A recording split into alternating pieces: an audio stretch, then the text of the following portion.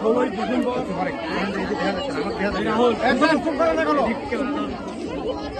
মহান বিজয় দিবস 1971 সালে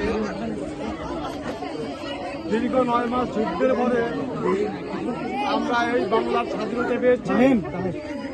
লাখো কোটি মানুষের শহীদের রক্তের বিনিময়ে আমরা স্বাধীনতা শুনতে পেয়েছি, কিন্তু আমরা এখনো বাক স্বাধীনতা পাই নাই,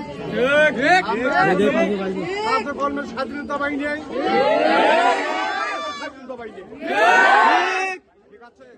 ঠিক আছে, আমার তরুণ প্রজন্মের ছেলেমেয়েরা তোমরা এই স্বাধীনতার কথা থেকে অত্যন্ত মনে লালন পালন করবে।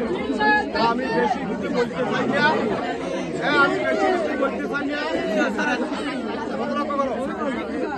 আমাদের ডিসেম্বর আসসালামু